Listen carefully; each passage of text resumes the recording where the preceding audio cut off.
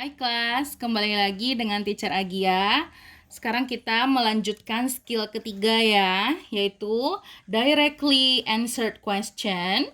Skill 3 itu adalah answer stated detail questions correctly ya. Bagaimana cara menjawab pertanyaan secara detail yang ada di dalam teks secara benar.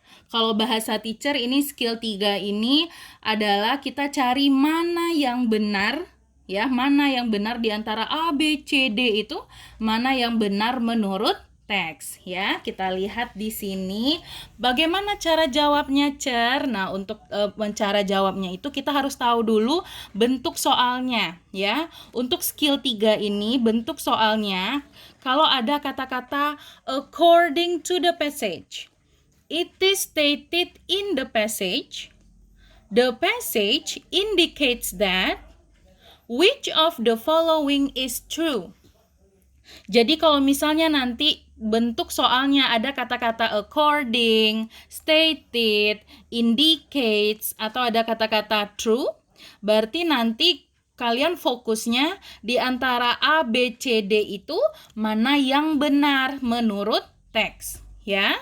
Nah, baru nanti kita lihat ke sini gimana cara jawabnya.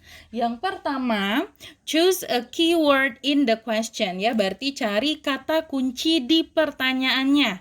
Ya, berarti kita cari nanti kata kunci di pertanyaannya. Terus yang kedua baru kita skim. Ya, skim itu berarti ya baca cepat di dalam teksnya. Ya, berarti kita baca kata yang sesuai di dalam teksnya. Ya, kalau menurut teacher nanti kita lihat soalnya seperti ini ya. Berarti di antara A, B, C, D ini kalimat yang A kita masukkan nanti ke dalam teks. Nah, seperti itu ya.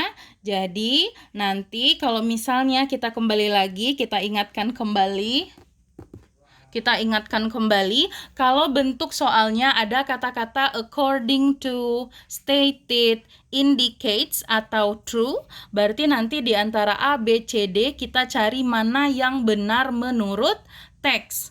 Ya, berarti nanti kita masukkan di kalimat A, B, C, D ini ke dalam teks ya. Nah, kita lihat nomor 1, bentuk soalnya. According to the passage, what happens during an ice age?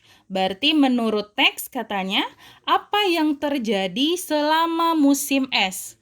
Ya, berarti kan ada kata-kata according to, ya, berarti ingat kembali kalau misalnya nanti ketemu soal yang ada kata-kata according to, berarti di antara A, B, C, D, mana yang benar menurut teks? Ya, kita lihat di sini yang A.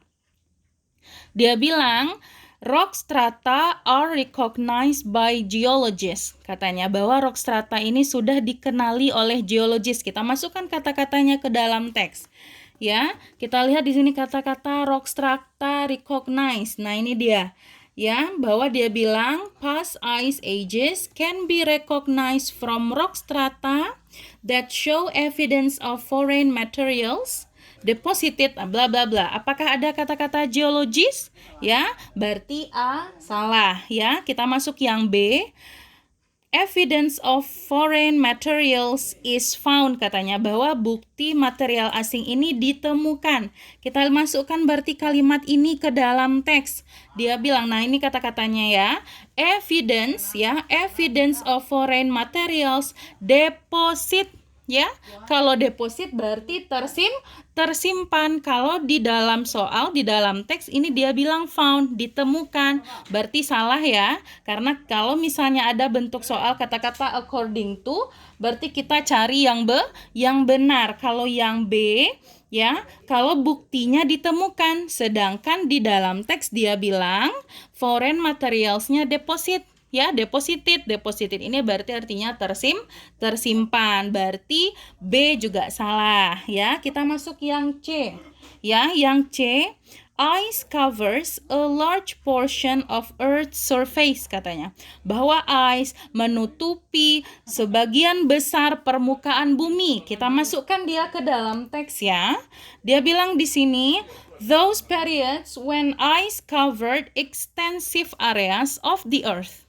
Ya, berarti sama ya, kan ada kata-kata cover ya. Ini ice covers, ice covered katanya. Masukkan. Terus ada kata-kata large portion ya, porsinya besar. Nah, masukkan dalam teks ini juga ya. Extensive areas, extensive sama artinya dengan large, besar ya. Habis itu earth, kan sama ya, areas of the earth surface ya. Berarti nomor 1 yang betul itu yang C ya, karena sesuai dalam teks. Kalau yang D, kenapa salah? Kita lihat dalam teks. Kalau di sini dia bilang ice melt 6 times. Katanya bahwa es itu meleleh 6 kali katanya. Nah, kita lihat di dalam teks, masukkan kata-kata 6 di sini.